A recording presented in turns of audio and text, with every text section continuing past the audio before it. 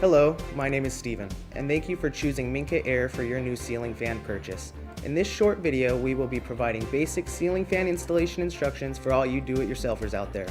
The idea of the ceiling fan as being a simple means of air movement has faded away as Minka Air has shown that ceiling fans can be both functional and the main focal point of your room. Minka Air ceiling fans not only improve the aesthetic appeal of a given space, but also help to cut down on energy consumption by providing sufficient air circulation in both the summer and winter months.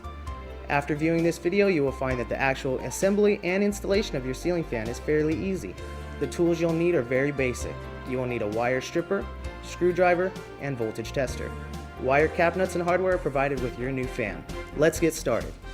Prior to performing any electrical work, always remember to turn off the power at your breaker box. If you are unsure or unfamiliar with your breaker panel, consider contacting a licensed electrician. Also, as an added precaution, be sure to turn any switches in your room to the off position. Take a moment to identify the wiring in your home. Most homes will have a standard black hot wire, white neutral, and green or bare copper ground wire. If you are unsure as to which wire is which, we strongly recommend using a voltage tester or consulting a qualified electrician. If you have two switches at your wall that control this ceiling location, you may have an additional black or red wire. This additional wire will be discussed later in the video.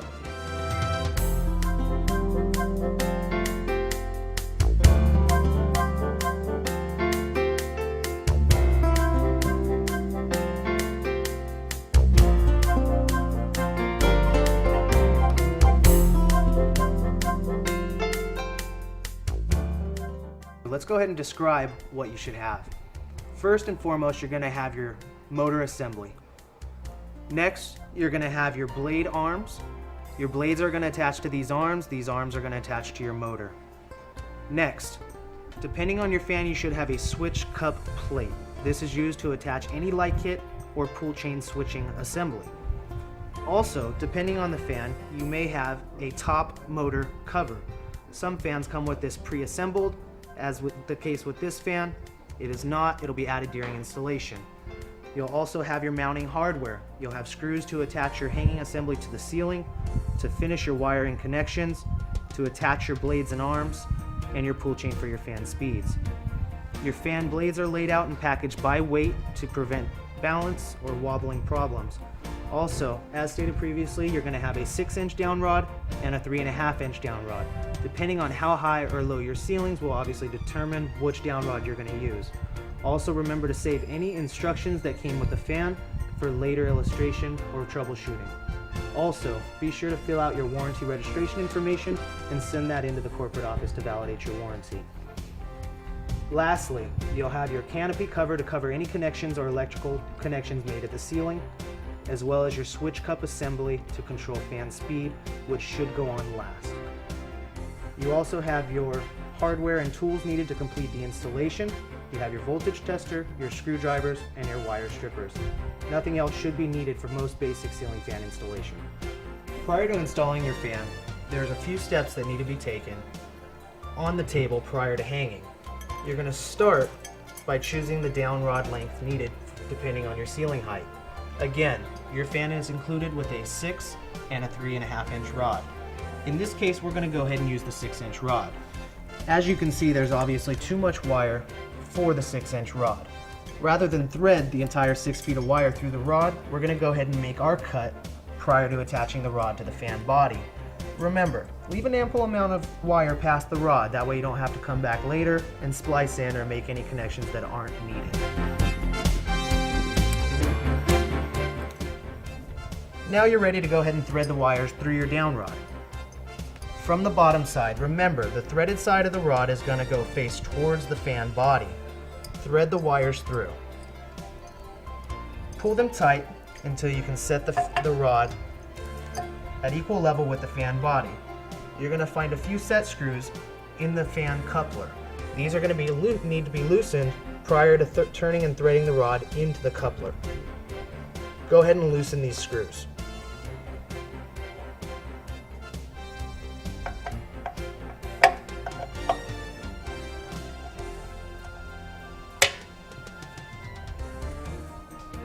Once these are loosened, you'll be able to thread the fan down rod into the coupler.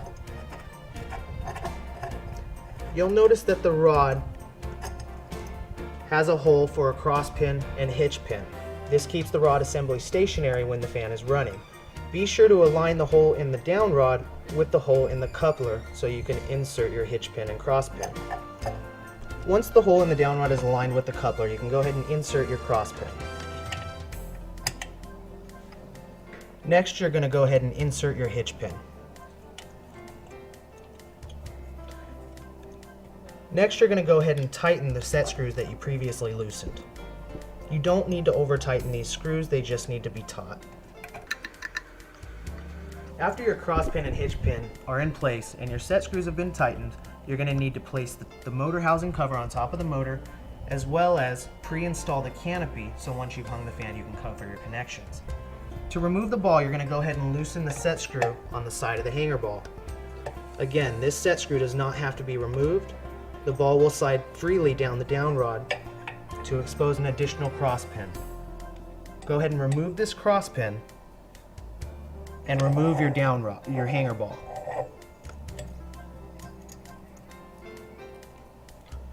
This will allow you to place the top motor cover on top of the fan body.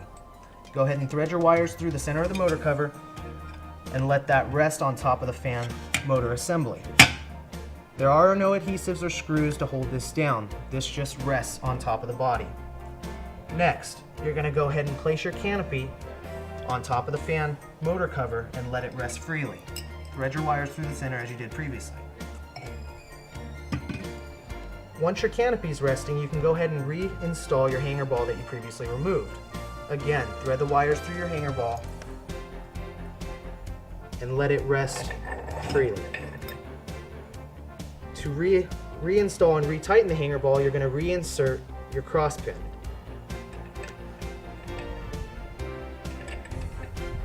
Once your cross pin is in place, you can go ahead and raise your hanger ball back up into its original position and retighten the set screw previously loosened.